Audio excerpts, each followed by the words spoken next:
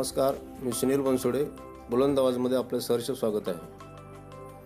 भाजपाच्या लोकसभा उमेदवारांची यादी आज जाहीर झाली असून लातूरचे विद्यमान खासदार सुनील गायकवाड यांची उमेदवारी पक्षाने नाकारली आहे.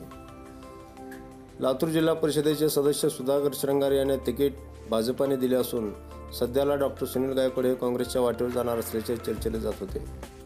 सध्या काँग्रेस पक्षाच्या संपर्कात असल्याची जोरदार चर्चाही सुरू झाली होती. मात्र यात स्वतः सुनील गायकवाड यांनी पूर्ण विराम दिला आहे. पक्षाने आज सकाळी दोनदा खासदारकीच्या निवडणुकीला संधी दिली होती. आता पक्षाचा जो आदेश प्राप्त होईल त्यानुसार काम करणार असल्याचे सुनील गायकवाड यांनी मत व्यक्त केले आहे.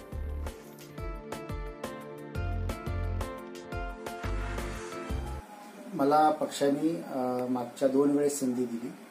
एक वेळेस माझा पराभव झाला आणि दुसऱ्यांदा मी मोठ्या फरकाच्या मताने जिंकलो. या माझ्या मागच्या 5 वर्षाच्या कालावधीमध्ये मी भरपूर काम केलेलं आहे, आपण सगळ्यांनी पाहिलेलं आहे. आणि मला वाटत होतं की या कामाच्या जोरावरती, उपस्थितीच्या सगळ्याच्या आधारे, मेरिटवरती मला या ठिकाणी पुन्हा उमेदवार मिळेल.